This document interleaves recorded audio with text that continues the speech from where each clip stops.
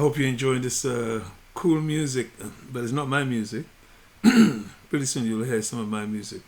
So, our lecture for today, my name is Dr. Harvey Miller, and this is our course on operations management. We are entering into chapter 6, and we're looking at the topic of managing quality.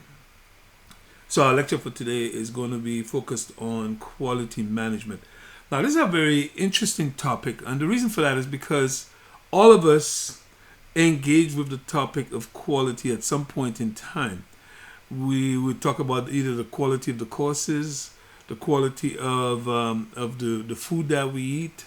Whether we're thinking about quality in terms of the kind of vehicles some of you might drive, or the quality of your apartment, or appliances in your home.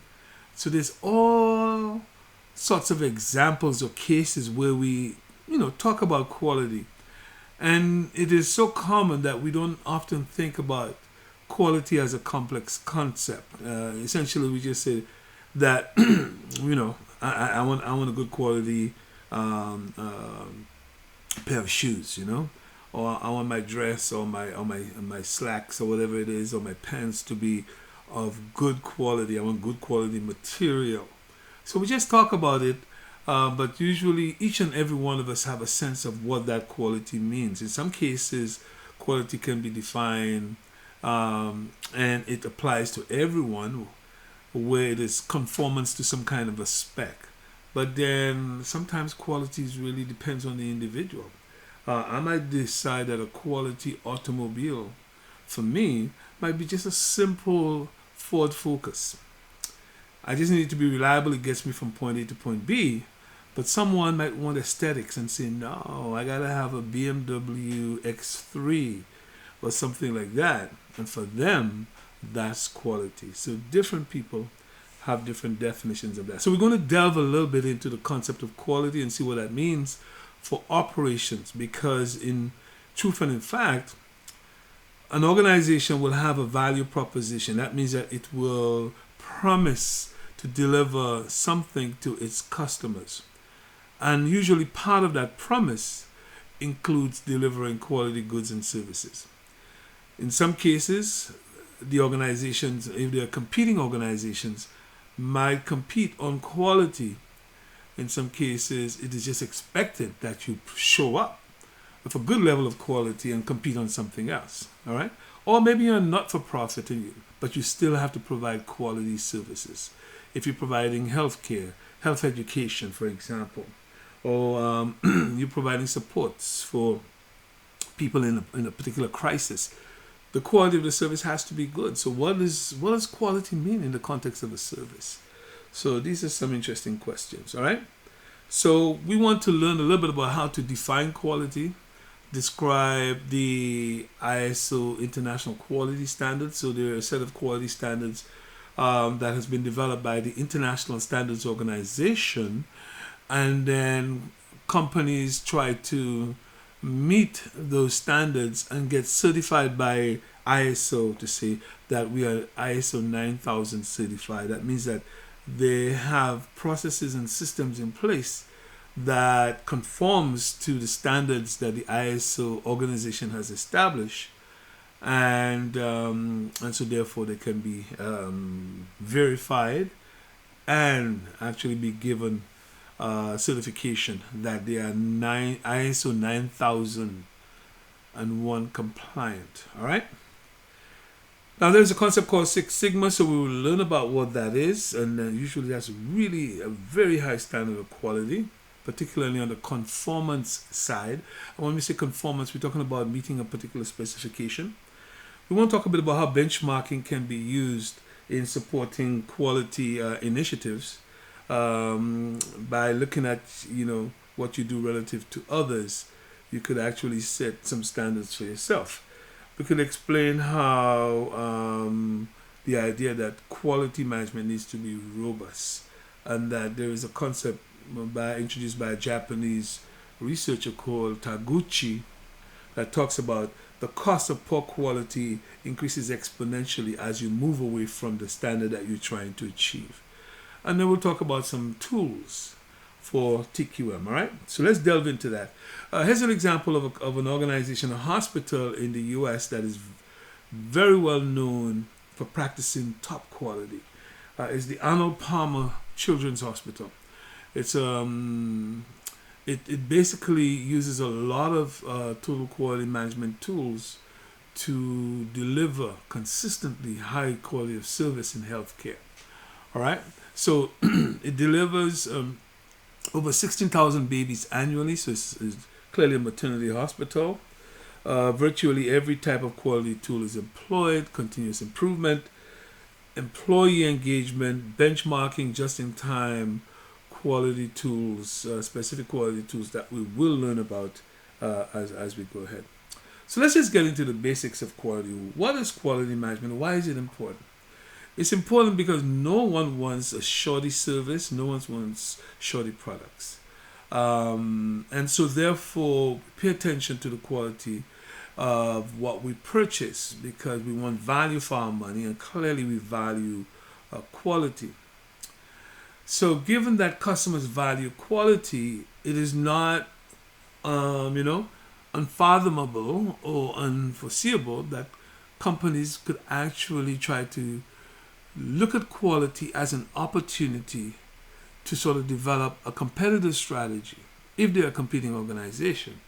So quality has a link to the organization's strategy, particularly if the organization is focused on competing on differentiation. By differentiation, it means that you're offering something unique, and that something unique has to be delivered consistently.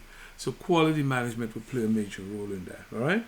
So quality and strategy. An operations manager's objective in that case is to build a total quality management system that identifies and satisfies customers' needs.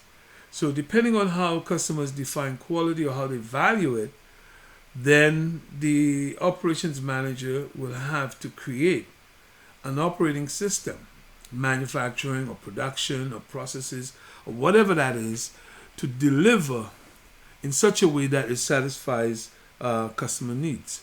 All right. So managing quality can support differentiation, low cost, or response strategies. It all depends on how the firm has positioned itself. So if it's on differentiation, so clearly it has to offer something that is unique and different that customers value. So it has to be able to reproduce that on a consistent basis. Even though you might be competing on low cost, but there is a relationship between what people expect, even for that cost. Even though the cost is low, you would expect the function, the product or service to deliver on its core expectation, on the core expectations. All right. So if you're buying a very cheap, say, kitchen knife, for example, you're buying a low cost knife at say a Dollarama or something like that. You still expect it to cut something, right? Just because you bought it for $2 doesn't mean that it is not supposed to cut. It has a core function. So you want it to meet that core function at that low price. However, it may not be the most aesthetically beautiful knife. It may not win you prizes, but it is functional. All right?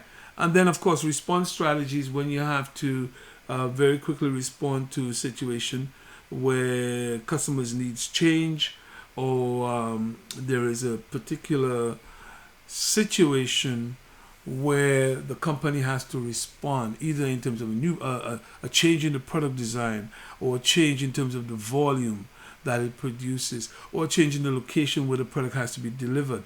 Any of those things. So quality, depending on how it's defined, can have implications for that.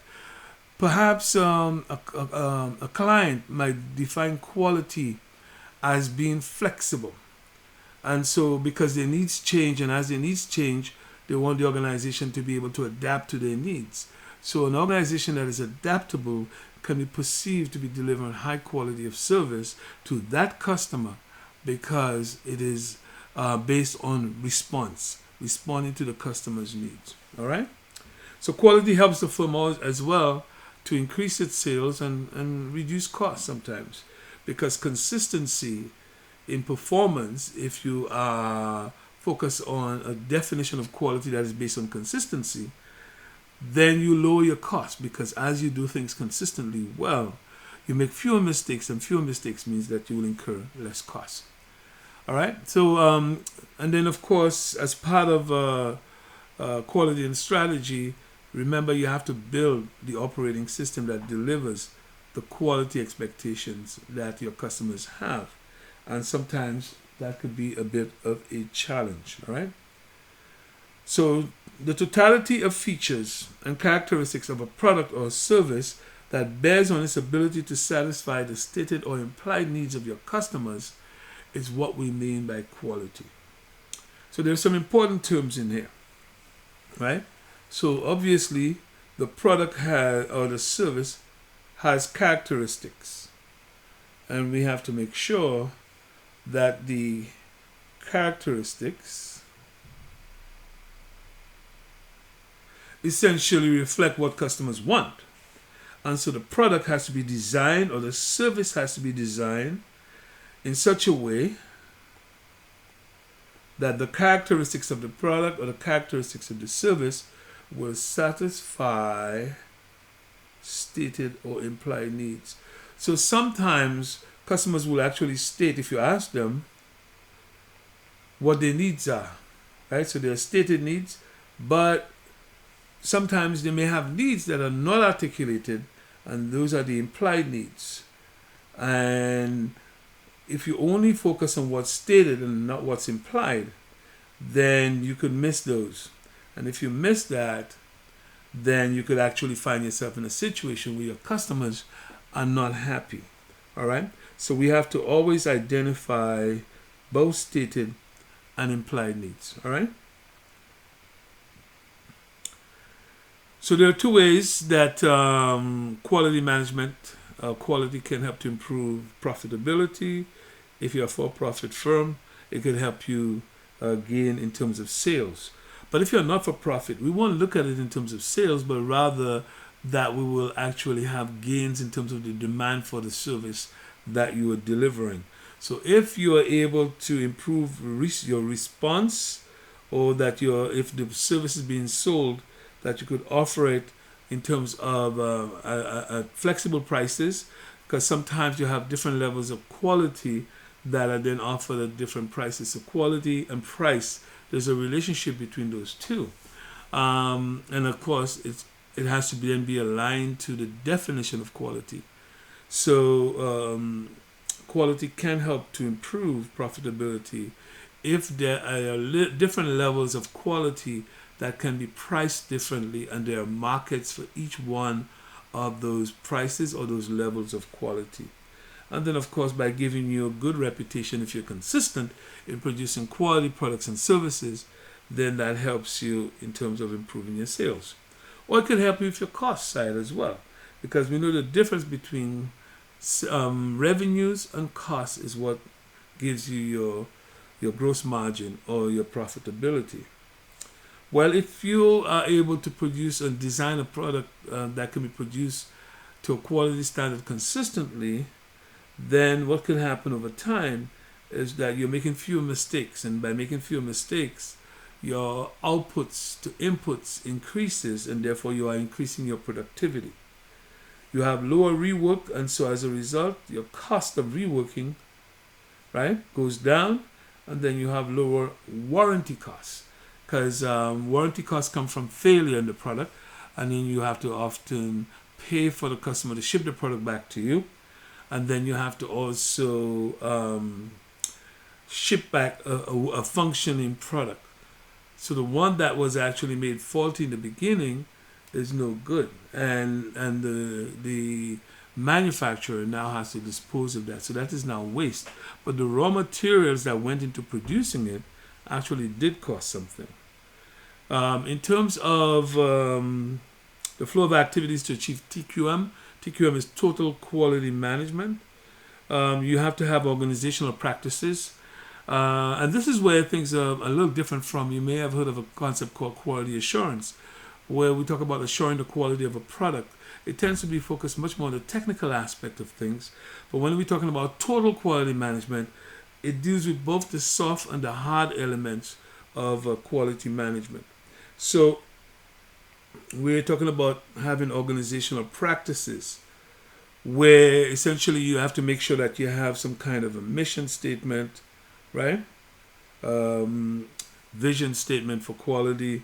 And then, of course, in that vision and mission statement, you want to make sure that there are implications for quality that your workers understand. There's also the need for a certain kind of leadership that is quality focused, that values quality, and that will do everything to support the staff members to be able to allow them to achieve high quality in terms of the products or services that they produce. Of course, no one jumps out of the sky knowing everything to do, and so it's often that you have to have training and support for your staff members. All right. The other thing too is that your processes are responsible for generating your quality, so you have to make sure that you have operating procedures, and more often than not, you want to standardize those. So that's why we refer to them as SOPs, which is standard operating procedures. All right.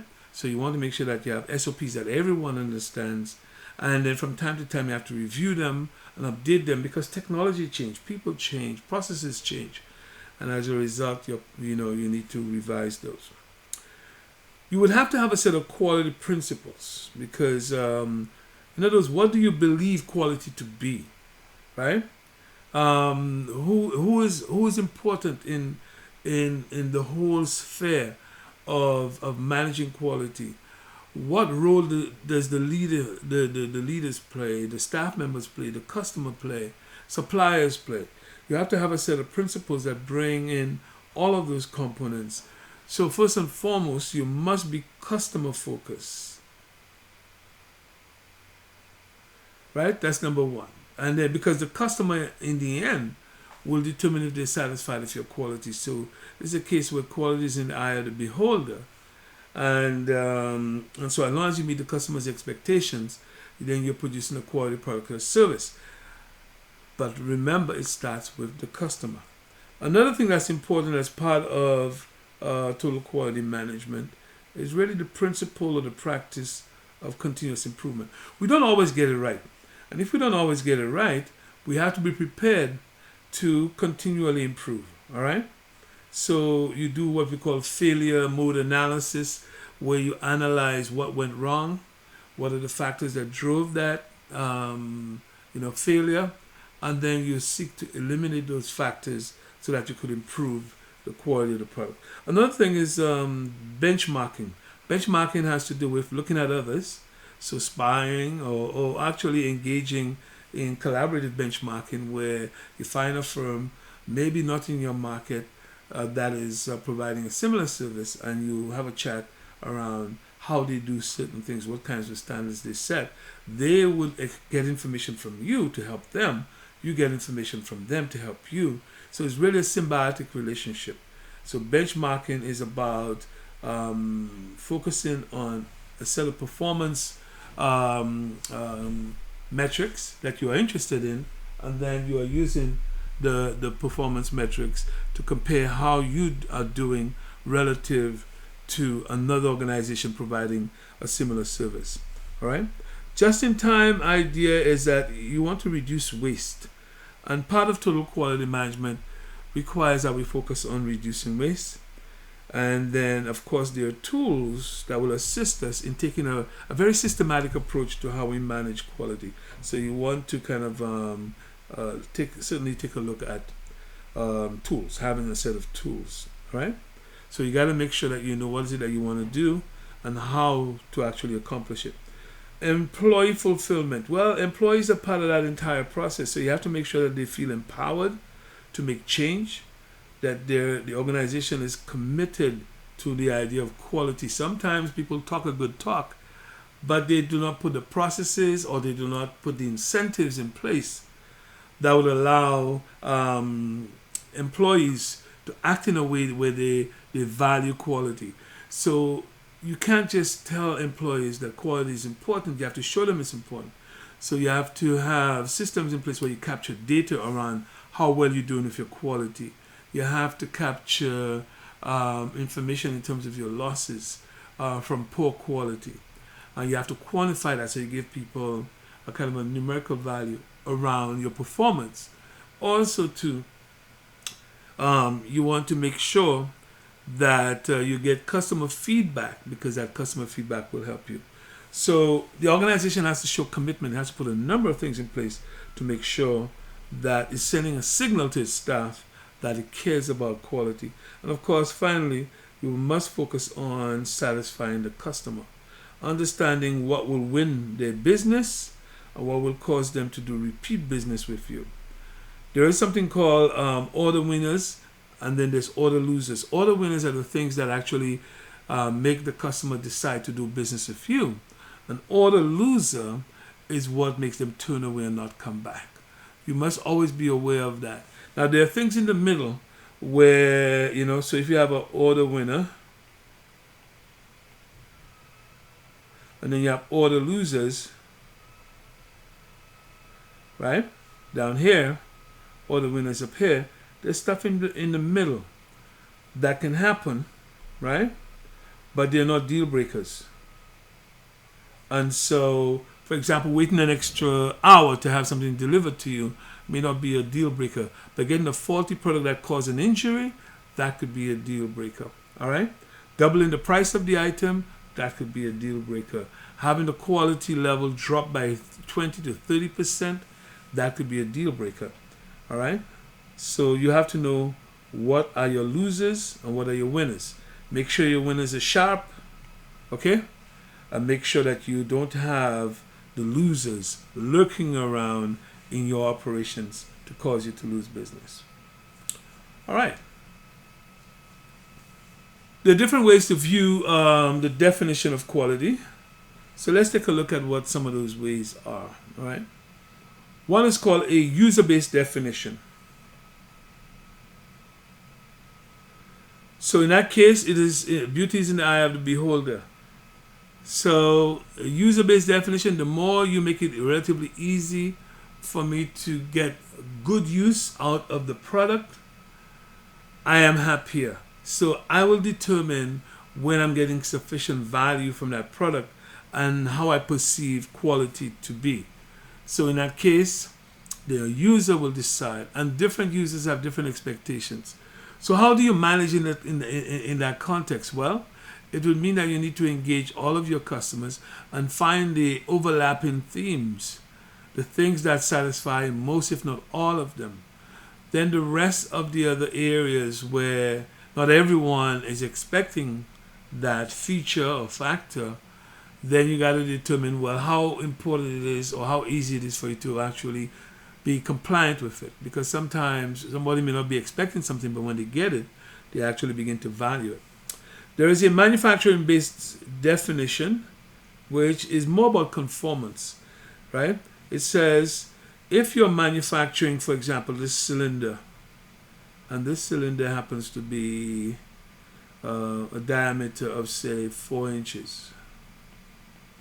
If you could produce this cylinder 4 inches every time, then this is conformance quality. So it's a manufacturing-based definition. You're conforming to the standard. You may, there may be a tolerance of 4 plus or minus 0.001 inches, right? You could go up by 0.001 inch, down by 0.001 inch, but you have to meet that manufacturing standard. And then there's a product-based definition. Sometimes a product may have a specific measurable attribute. I mean, like gasoline, for example. We often talk about the octane level, right? So if the higher the octane level, the higher the quality is perceived, right? To be. So higher quality. That's one. Another one is like for ice cream lovers, they say that butterfat is what makes ice cream so creamy. So the creamier you make it, right, people will perceive that to be higher quality. All right. And so, and same thing with like gold products. Well, the more gold there is, the higher the carat value, the greater the quality is perceived to be. All right. So that's a product-based definition where the product attributes, the more of the features that you have or the attributes that are important to the customer, the more the product will be perceived to be of quality. So let's look at key dimensions. Quality has, oh, it looks like I've lost my, I need to pause my recording.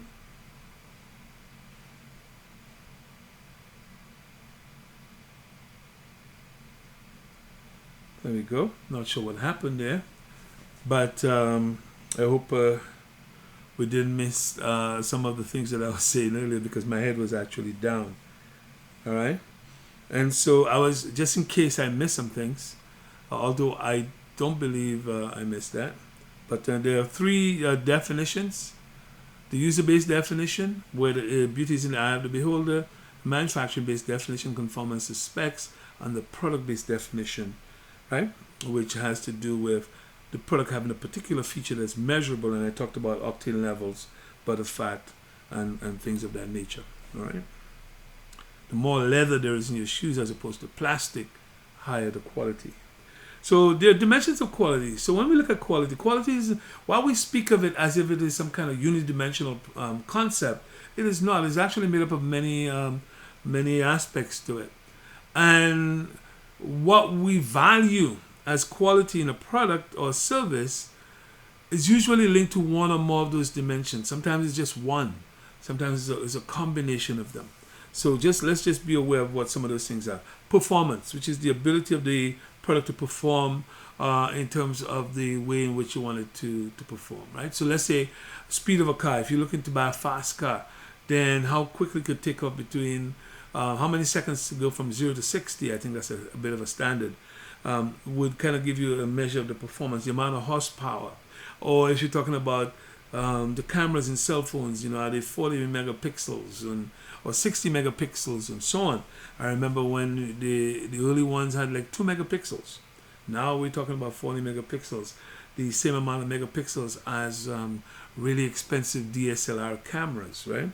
Features, the number of various features that are embedded in the product or the service. So if you talk about a car, for example, does it have, the rearview mirror? Does it have blind assist? Nowadays, these are features that you start to see in cars. Does it have this feature where at a stop sign, the idle actually shuts off and then starts again? So these are features. Reliability. Reliability is really the probability that the item will do what it's supposed to do every time you initiate its use. So every time you go to start a car, if it starts every single time, then 100% reliability. And reliability, we often talk about reliability and durability. Those two things are a little different. Let me come to durability shortly, but conformance now. Conformance has to do with meeting the specifications. Remember, I talked about the cylinder and being of a diameter of 4 inches. So if you're conforming, then that's good quality. Durability is how long the product will last. There are some things that look pretty good, some products sometimes, but they don't last very long. They break pretty quickly or something like that. But you have some products that are built, in such a way that they last very long. Okay, so they have good durability. Sometimes certain brands of, say, tools, like, construction tools, caterpillars, people used to say that a Toyota at one point in time was a very durable car, that the body will rust all around it, but the engine will still keep working. That it was durable in that sense, in that it will keep working for a very long time.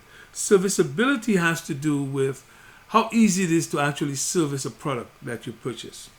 And in some cases, if it's relatively easy to service it, great. Imagine you buy a printer and every time it has a paper jam, you have to pull out 3 or 4 parts to it just to kind of get rid of that paper jam. Then that's not a highly serviceable product. Okay, aesthetics, the look of it, and so you have certain types of cars. If you were to buy a Bentley versus if you bought a Ford Focus, Well, the aesthetics of those two cars are not the same. However, they both can get you from one part of the city to another. So that's where the basic function comes in, and as long as you get that, then that's great.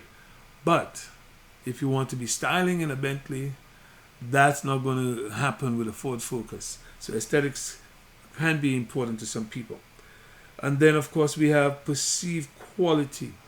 The perceived quality is that is really the idea that different people will perceive quality differently, right? So this is me saying, I really like this. There's something that's unique about this product that just kind of like, excites me. Another person will say, okay, I don't really see a whole lot in it. And so perceived quality really is psychological. It depends on the individual. And last but not least, which is one that I tend to use a lot personally, is value. The idea that quality is connected to value. Value in the sense that that you're expecting a particular value at a certain price. So there's this value price relationship, right? Or that you're looking for conformance at a particular cost. So the idea that if I want more value, I got to be prepared to pay higher price. So you often hear people use the term good value for money. But good value for money is the idea that you're getting what you want, but you're not paying too much for it, right?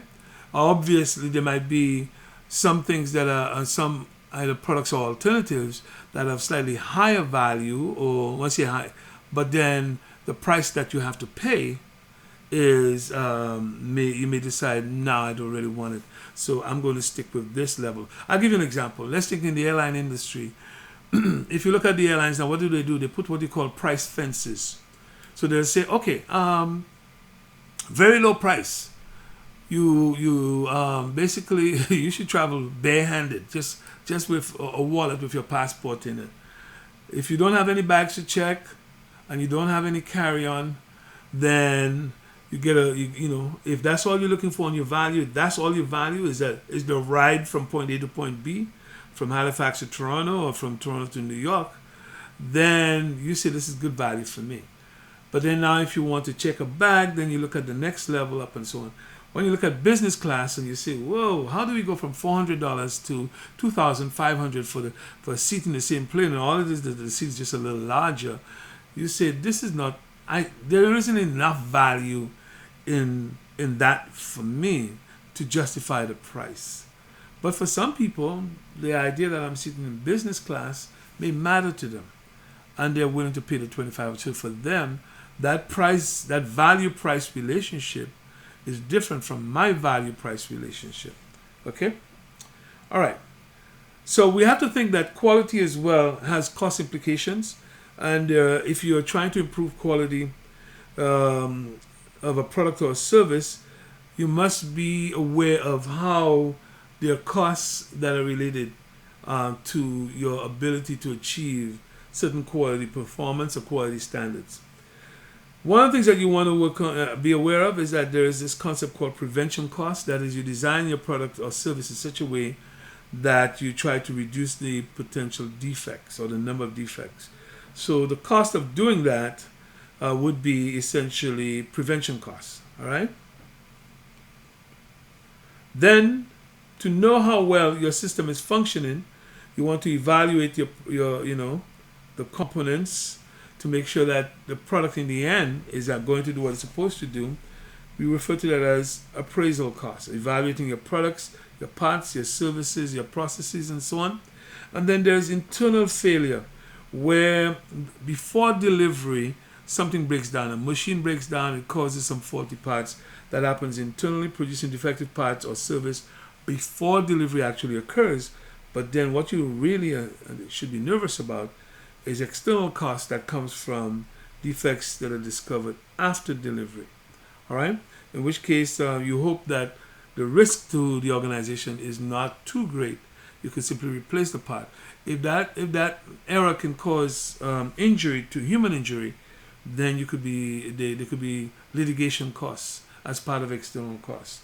There's the cost of return of the defective item, there's the cost of repair, and then there's the cost of shipping back a new or a refurbished item. So all of those things are important. Over the time when quality management was important in the 80s and the 90s, we don't hear much about it as such because it has become such an expectation on the part of so many people that we don't hear a whole lot about, we gotta, quality is the big thing.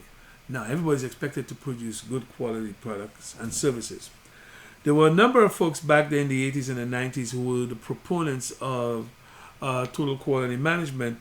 That included people like Deming, who used a lot of statistics to kind of assist in quality improvement. The idea was that when you varied from an expectation or a standard, then there was a sort of statistical variation.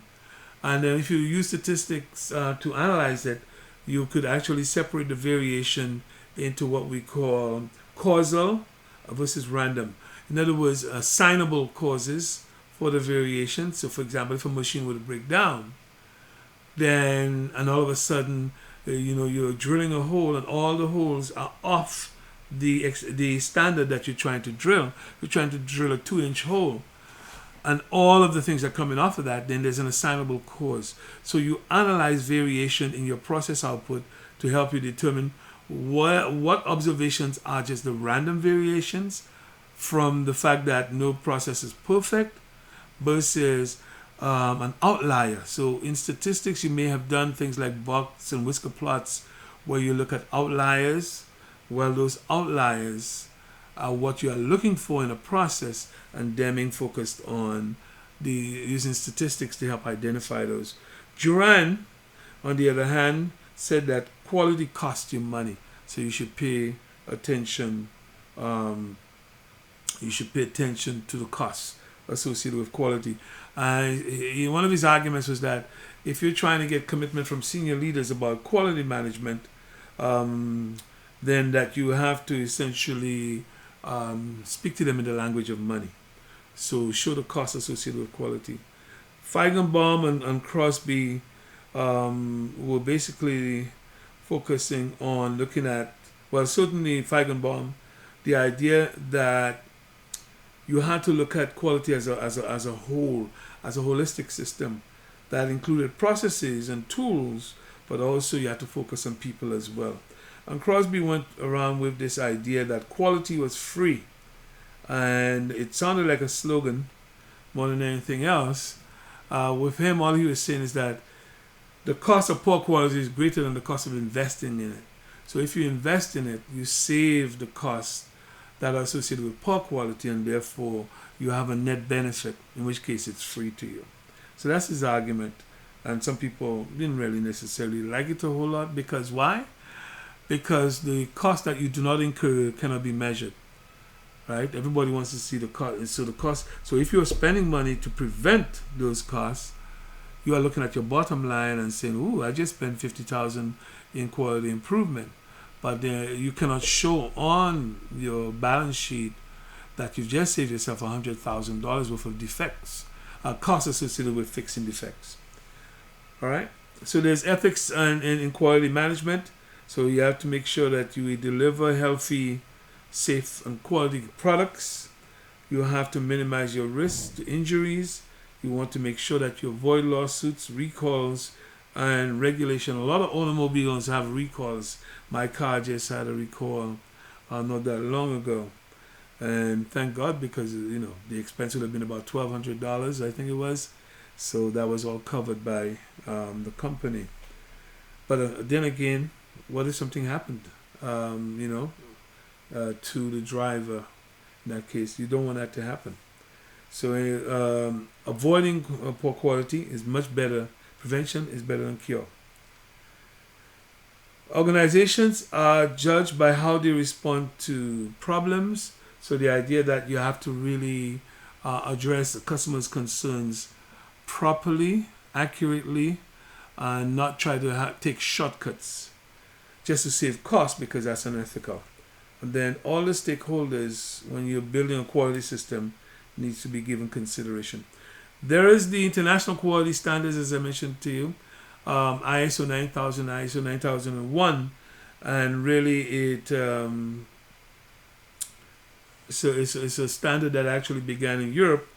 And basically, what is a set of expectations that companies are expected to meet, and if they meet it, they could actually apply for an audit to be done and then be certified as being ISO 9000, 9001 compliant. There's also a similar set of, no, not similar, but there's a set of standards for sustainability, environmental sustainability. So companies that want to also be able to say that they are environmentally sustainable would actually try to get ISO 14000 certified as well. All right? So it's an environmental standard. Briefly, so we're talking about now total quality management. It encompasses the entire organization. So one of the things that's important in the term is the idea of total. Quality assurance came out prior to total quality management. Quality assurance focused on really studying your processes and trying to reduce the likelihood that they will produce defective items. So you had a number of processes in place: inspection, looking at statistical tools to help you determine if your processes were actually producing product according to specifications and so on. But then the total quality management period in the 80s, 90s recognized that it's more than just those the hard aspects of it. You have to also do the soft aspects of human behavior, psychology, commitment, empowerment, satisfying workers, and so on. So you have to kind of look at the entire organization from the suppliers to the customers. So the idea of focusing on the value chain is important, all right? Focusing on the value chain. Stresses a commitment by management to have a continuing company-wide drive towards excellence in all aspects of products and services that are important to the customer. So you cannot just say, oh, quality management is the job of the quality inspector. No, it is everyone's job. All employees, whether or not you have to produce a report, whether or not you have to do procurement, whether or not you have to do storage and retrieval, all aspects have to be considered in terms of that. All right. One of the things that happened during that time period in the 80s, 90s is that the quality gurus started to put out a set of guidelines, if you wish, or critical success factors that says, hey, if you want quality, you got to do X, Y, and Z. So Deming had 14 points. Duran had another set of points. Crosby had another set of points.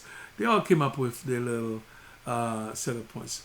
But one of the things that's interesting is that when you look at those points, they're just very basic guidelines. They don't tell you exactly what to do and how to do it. And so a lot of companies fumbled when they were trying to say, hey, we want to be a Deming company. We want to practice Deming's 14 points, only to realize that they have to develop a lot of things on their own. So when it says, for example, here, one of the points is like create a constancy of purpose. In other words, the idea that you have a mission and that the organization is committed to that mission. Well, how do you do that? You have to really now get into the hard part of that around creating systems, processes, documentation of your outputs and analysis of your performance, etc. But then you also have to now get into employee motivation, right? Satisfaction, rewards and recognition, all those sorts of things. So if you don't design those subsystems properly, just saying create a constancy of purpose doesn't help you. The logical question is how? What does that look like? Lead to promote change. Well, what does that mean? So anyway, these things are there for you to read, the general guidelines, but each of them, two companies approaching these 14 points will not do exactly the same things. So these are broad guidelines. Build quality into the product, whatever that means, right? Build long-term relationships with your suppliers and so on. So the idea is that if you build long-term relationships, Then your suppliers could kind of work with you to help improve the raw materials, or that they're able to respond to your needs and adaptations or changes in your needs. Continuously improve the product and service. Again, we need tools for doing all of those things. All right. So you could read the rest of them. Start training, emphasize leadership. How do you do that? Drive out fear. In other words, don't penalize people when they make mistakes. Break down the barriers between departments. Have them talking to each other. Stop haranguing workers. In other words, you don't get quality by harassing people. Support, help, and improve. Remove barriers to pride in work. Get your employees to be proud of the work that they do. Institute vigorous program of education and self-improvement, and put everybody in the company to work on the transformation. Get everyone involved, not just a small group of people, because only they will be committed to the changes. There are also concepts of TQM that are quite useful, and I've actually used a number of those in talking to some of my to organizations that sometimes ask me for some advice, and then I like to call it ODI, Organizational Design and Improvement. So if you're doing organizational design and improvement, a lot of those tools are very helpful, right? Continuous improvement, as the term suggests, is that you always look at where there are weaknesses in your organization and you work towards improving them. Six Sigma is a quite interesting concept where you're trying to reduce the variability to the point that your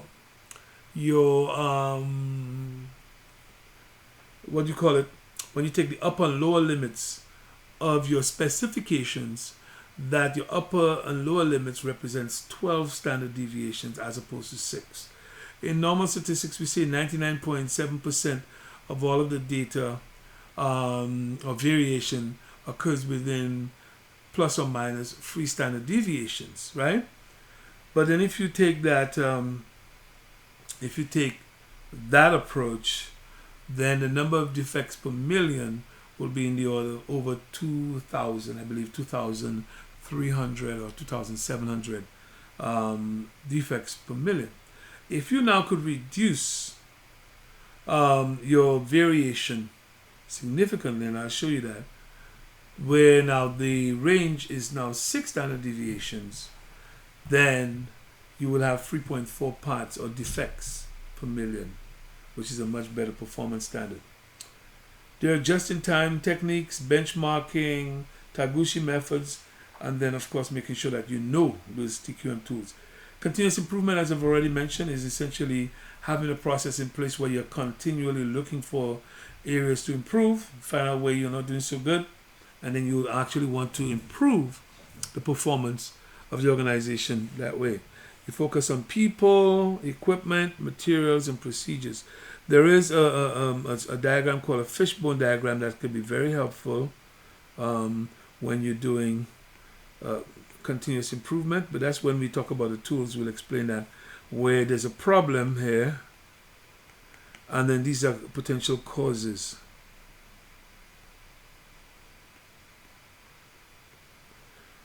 And then once you identify what the causes are that's driving your problem, you can work on eliminating those, okay?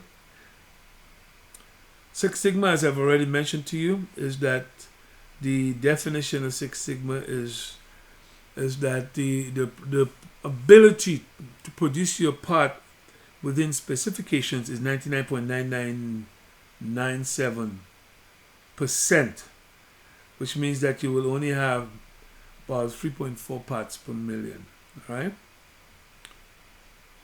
And so how do you get there? It's like you would have to spend a lot of time designing a process or a system that gathers data, analyzes it, and try to determine the causes of variation and start eliminating those causes one at a time until you get to that point. There is a concept called a Shewhart cycle, and Shewhart basically just says if you're going to do continuous improvement or quality management, there are these 4 phases that you have to constantly go through. One is you must plan, right? In the sense that you identify what the problem is that you're going to tackle, gather the data and understand it, After you understand that, you develop a plan for improvement. Then you're going to test that plan for improvement. So you're going to do it. And then check and see if you're getting the results that you are aiming for. And if you're getting those results, then you're going to essentially entrench that practice in the organization and then continue the cycle looking for more problems. All right? So this is what Six Sigma looks like, I told you. If you turn around and you measure the performance of your current process, well, if you look at, if you calculate the standard deviation, right? If you calculate the standard deviation, then if these are your specs right here, so no, sorry, the upper and lower limits are not written on this diagram. Sorry. If you want to determine whether or not you can actually meet your specifications, you need to actually put it out there. But in this case, let's assume that if this were our specs right here, the sort of upper limit and the lower limit, then what would happen is that we could end up having, if we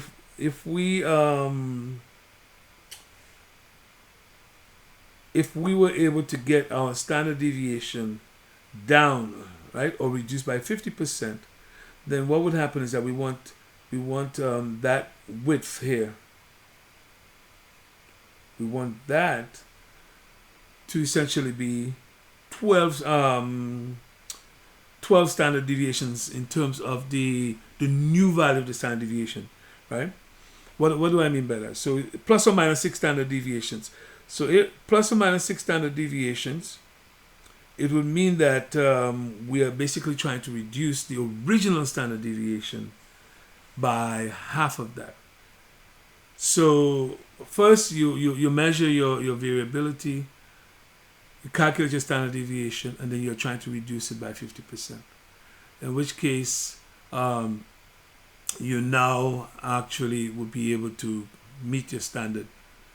Okay? In the sense that you will have very, very few defects.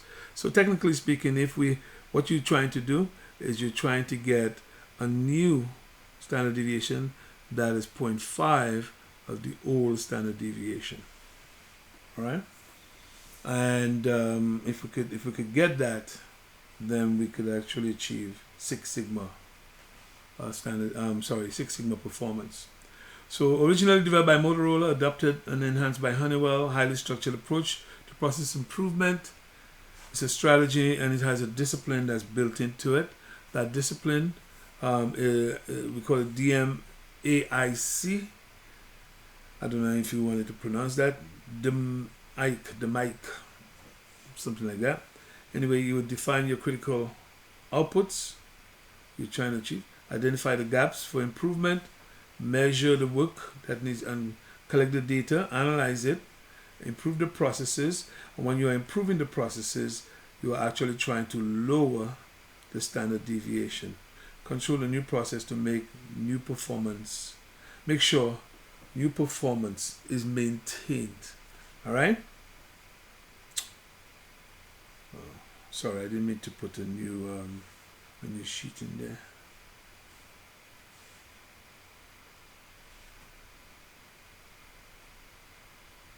All right. In terms of Six Sigma implementation, emphasize defects per million opportunities as the standard metric. And remember, what you're trying to achieve is 3.4 defects per million. Provide extensive training. So training is just part of it, but now you have to actually find the internal champions, the people who will champion the continuous improvement initiatives. Create qualified process improvement experts. They call them black belts, green belts, and so on. So what it is that depending on the level of training and certification that people have, they could be a Six Sigma green belt or Six Sigma black belt. And so your Six Sigma black belt is like a major expert within the organization who could be a serious champion In fact, they may have a bunch of green belts working with them, who are then working in with other parts of the organization. It's kind of like a change management pyramid, if you wish, where you have change champions, right? Well, so they're calling them green belt, black belt in the Six Sigma context, but really it is a framework that involves change champions, but the change is really about improving the performance of your processes. And then you set these stretch objectives to assist you. Employee empowerment, we said, was part of that, basically getting employees involved. Techniques, build communication networks, develop open supportive supervisors, move responsibility to employees, build a high morale organization, create formal team structures. So a lot of that stuff is looking at HR, is looking at organizational culture, and transformation in terms of organizational culture is not an easy thing. While we might list those, but how we do it is a bit of a challenge. So a lot of organizations, when quality management was hot, rushed out and wanted to transform the organizations. And they were having a lot of challenges with things in that area, the softer parts that have to do with personalities and psychology and people's levels of commitment and knowledge and all of those things. So it became a bit of a challenge.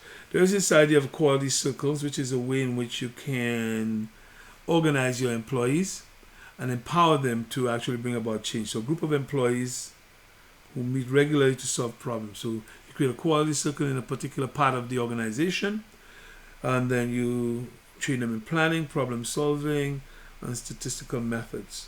Often led by a facilitator, so somebody in the group facilitates, and if it's done properly, then you have a very effective way of improving the organization by having multiple people engage in different parts of it.